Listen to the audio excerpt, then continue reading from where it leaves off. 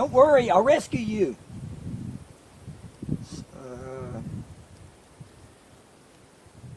I'm sorry, I can't save you. I don't know how to tie these together. Sorry. Has that ever happened to you? Welcome to Survival Theory. We're going to go over the water knot to tie two pieces of webbing together. You can tie two ends together on one piece to form a loop, or join two separate pieces. Let's get started. Now the water knot is two overhand knots intertwined. So let's learn the overhand knot. Now you want to make sure you have about 5 or 6 inches of tail to tie safety knots or for other purposes.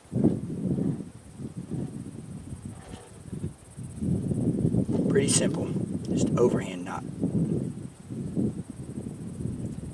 Now because this is webbing, you want to make sure all these pieces are flat when pulled together. You don't want any pieces that are twisting or rolled. And there's your overhand knot. Now let's turn this into a water knot. Loosen that overhand up a little bit. We're going to take our other end of the webbing or another piece of webbing. We're going to follow this tail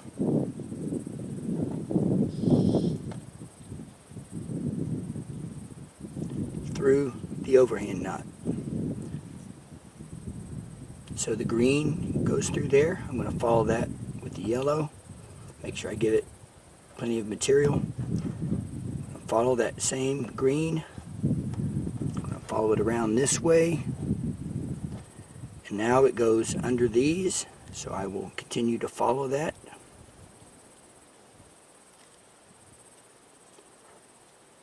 Now before I tighten it up, dress it up. Make sure there are no twists or rolls. There we go, everything looks flat. Pull that tight. And now we have a water knot. And now we can tie an overhand knot with each of these tails.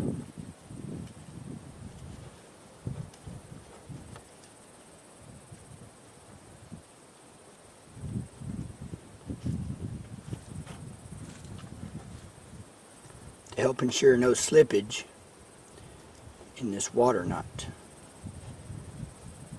especially if your life depends on it.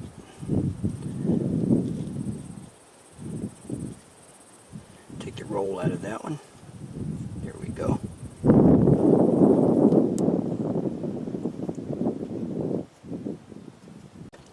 And when you're learning to tie the water knot, don't learn it real loose like that. You don't want it too loose. You want it a little bit tighter. Spend some time dressing it up. Get the rolls out of it. Get it about that tight where you can still stick a finger in there. But not much looser than that.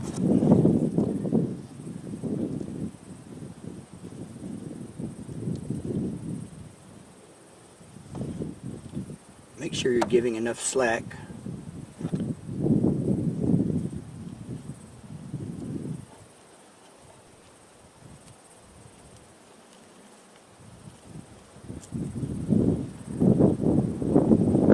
Take the time to get it dressed properly.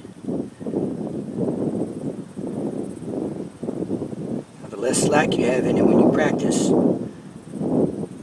the faster you'll get good at it. Spend a little time dressing it up if you need to. Make sure everything is flat, no rolls, get rid of extra slack. It doesn't take long to memorize this knot and get it down pat.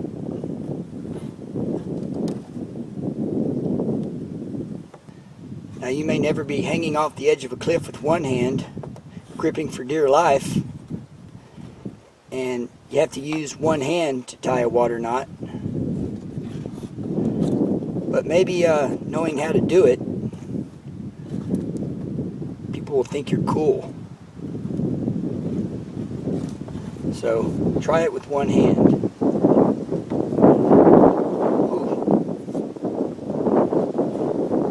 That must not be very cool. It's not turning out too good.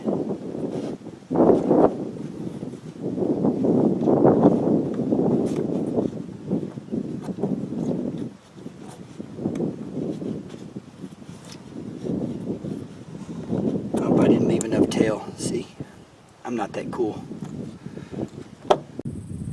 You can also put a loop at that water line.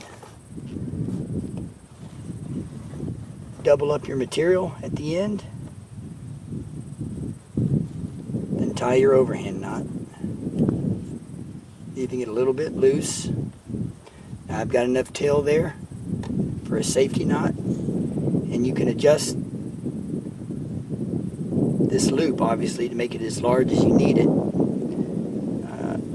There's enough at least for a carabiner.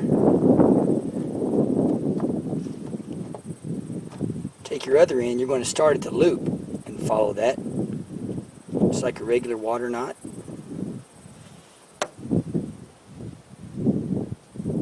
Follow it around,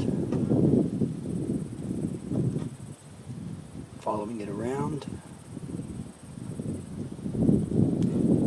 That's going to give you two tails on the same side. Pull that tight, make sure it's dressed properly and flat. Now you have a water knot with the built-in fixed loop.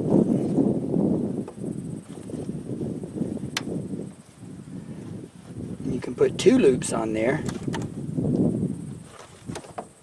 by doing the same thing, doubling up your material, putting an overhand knot, dress it up, leave it a little bit loose, double up your other one by at least a foot, if not a little more. Start the loop, trace it back through just like a regular water knot, only the material is doubled.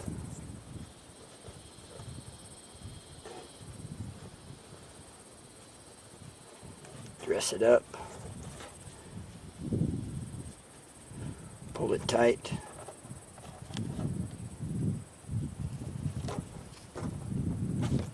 there's your water knot. It's got two loops, and these loops can be adjusted by the amount of material you put through. Of course, you can tie your safety knots as needed at each end.